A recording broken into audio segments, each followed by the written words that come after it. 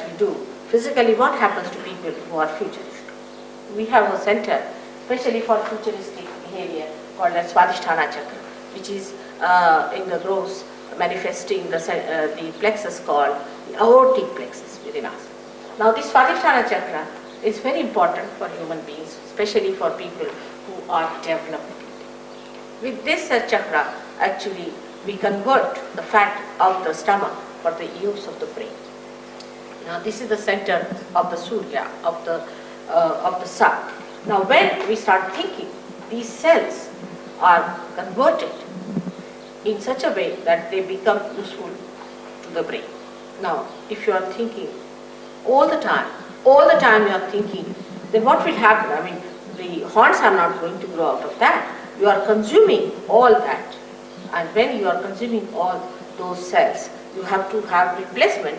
And for that replacement, this Swadhisthana Chakra has to work very hard to convert the cells for the use of your brain. Now, when it is doing that, there are other things which this Swadhisthana Chakra has to look after. For example, your liver, your pancreas, your spleen, your kidneys, all are to be looked after by this center, and also uterus for the ladies.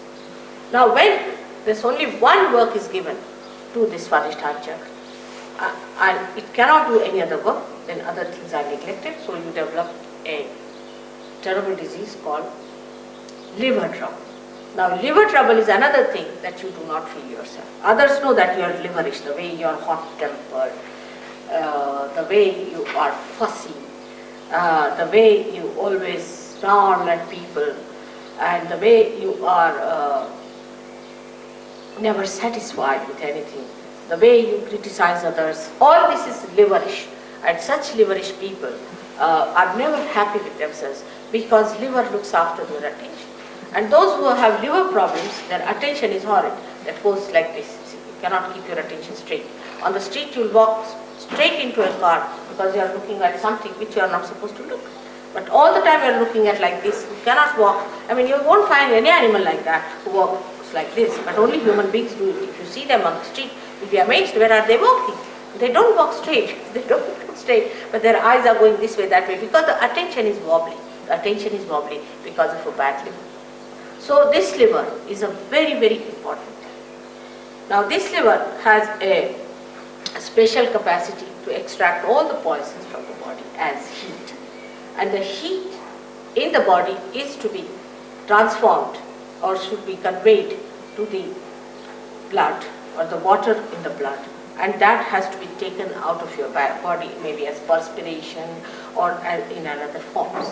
But what happens?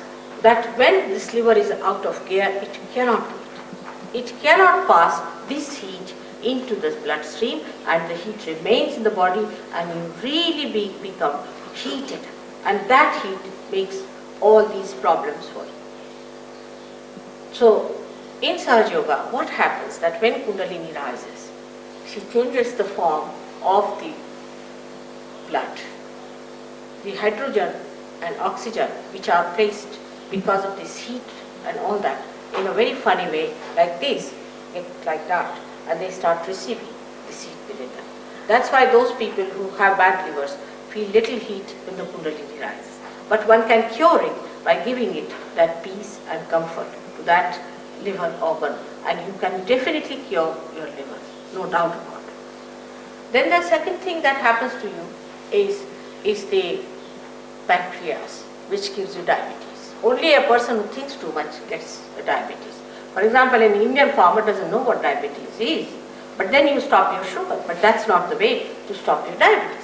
Diabetes comes to you because you think too much. The doctors won't understand this. That's why they say it is incurable. But because they cannot connect thinking with the disease. And this is what happens when you are all the time thinking like mad, then diabetes takes place. And this diabetes is also curable if you get your enlightenment. You can cure also the diabetes of other people, but because this vital power, which is integrated of all these three powers, flows through you, and you can replenish, you can give more to other people who are exhausted of it, and sort of you can fill them up with this power, and you can get. The third one is the worst of all that happens to people is blood cancer because of spleen.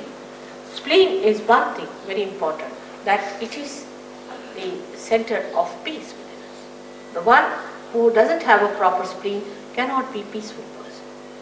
Now it's a very simple thing, but doctors cannot connect it, nor all science-oriented people can connect it. Something very, very simple.